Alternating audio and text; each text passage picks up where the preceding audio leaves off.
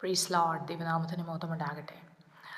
നാം ഒക്കെ 2025 എന്ന ഈ വർഷത്തിൻ്റെ അവസാന നിമിഷങ്ങളിലേക്ക് കടന്നു വരുമ്പോൾ എൻ്റെ പ്രാർത്ഥനാ മുറിയിൽ ദൈവത്തിൻ്റെ ആത്മാവ് എനിക്ക് നൽകിയ ഒരു പദം അതിങ്ങനെയാണ്: വേഗം എഴുന്നേൽക്കുക.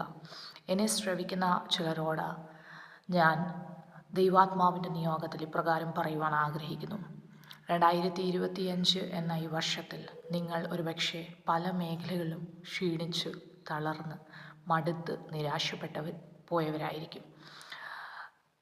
ഇനി ഈ വിഷയത്തിനകത്തൊരു പ്രതീക്ഷയില്ല, ഈ വിഷയത്തിനകത്തൊരു വിടുതലില്ല, ഒരു മറുപടിയില്ല എന്ന് ചിന്തിച്ച് മാറ്റിവെച്ച പല വിഷയങ്ങളുണ്ടായിരിക്കും. എന്നാൽ ദൈവവചനത്തിൻ്റെ വെളിച്ചത്തിൽ ഞാൻ ഇപ്രകാരം പറയുവാൻ ആഗ്രഹിക്കുന്നു: 2026 എന്ന വർഷം ദൈവാത്മാവ് നമ്മോട് അറിയിക്കുന്ന ഒരു ദൈവശബ്ദം അതിങ്ങനെയാണ്: വേഗം എഴുന്നേൽക്കുക.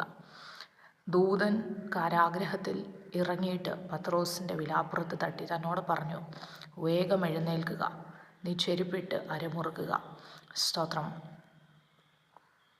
നമുക്കറിയാം, ഏലിയ പ്രവാചകൻ ചുരച്ചെടിയുടെ തണലിൽ ആയിരുന്നപ്പോൾ ദൂതൻ അവിടെയും പ്രത്യക്ഷനായിട്ട് തന്നോട് പറയുക: എഴുന്നേറ്റ് തിന്നുക, നിൻ്റെ മുൻപിലൊരു ദൂരയാത്രയുണ്ട്. എന്നെ കേൾക്കുന്ന ചിലരോട് ദൈവാത്മാവിൻ്റെ നിയോഗത്തിൽ ഞാൻ ഇപ്രകാരം പറയുവാൻ ആഗ്രഹിക്കുന്നു: ഒരുപക്ഷെ ഈ വർഷത്തിൽ നിങ്ങൾ ക്ഷീണിച്ച് മടുത്ത് പല ഇടങ്ങളിലും തളർന്ന് ആയിരിക്കും. എന്നാൽ അടുത്ത ഒരു വർഷം കർത്താവിൻ്റെ വരവ് താമസമെങ്കിൽ 2026 എന്ന വർഷം നിങ്ങളുടെ ജീവിതത്തിൽ വേഗം നിങ്ങൾ എഴുന്നേൽക്കുന്ന ഒരു വർഷമായി തീരും. എത്ര പേർക്ക് സമർപ്പിച്ച് പ്രാർത്ഥിപ്പാൻ കഴിയും: കർത്താവെ, എന്നെ ഒന്ന് എഴുന്നേൽപ്പിക്കണമേ. എന്നെ ശ്രവിക്കുന്ന എത്ര പേർ എന്നോട് കൂടെ പറയും: കർത്താവെ, എന്നെ ഒന്ന് എഴുന്നേൽപ്പിക്കണമേ. വേഗം എഴുന്നേൽക്കുവാൻ ദൈവാത്മാവ് ചിലർക്ക് ആഹ്വാനം നൽകുകയാണ്. യെശയ്യാ പ്രവാചകനിലൂടെ ദൈവത്തിൻ്റെ ജനമായ ഇസ്രായേൽ ഗൃഹത്തോട് കർത്താവ് അരുളി ചെയ്യുന്നൊരു വാക്കിങ്ങനെയാണ്: എഴുന്നേറ്റു പ്രകാശിക്കുക, നിൻ്റെ പ്രകാശം വന്നിരിക്കുന്നു, യഹോവയുടെ തേജസ് നിന്റെ മേൽ ഉദിച്ചിരിക്കുന്നു. നീ ഇരുളിലിരിപ്പാനുള്ളൊരു വ്യക്തിയല്ല, നീ മടുത്തിരിപ്പാനുള്ളൊരു വ്യക്തിയല്ല, നീ തളർന്ന് ക്ഷീണിച്ച് നിരാശപ്പെട്ടിരിക്കാനുള്ളൊരു വ്യക്തിയല്ല. കർത്താവിന് നിന്നെക്കുറിച്ച് ഉദ്ദേശമുണ്ട്, ദൈവത്തിന് നിന്നെക്കുറിച്ച് വലിയ പദ്ധതിയുണ്ട്. എന്നെ കേൾക്കുന്ന പ്രിയ സഹോദര സഹോദരി, ദൈവാത്മാവിൽ ഞാൻ ഇപ്രകാരം പറയുവാൻ ആഗ്രഹിക്കുന്നു: റൈസ്, വേഗം എഴുന്നേൽക്കുക.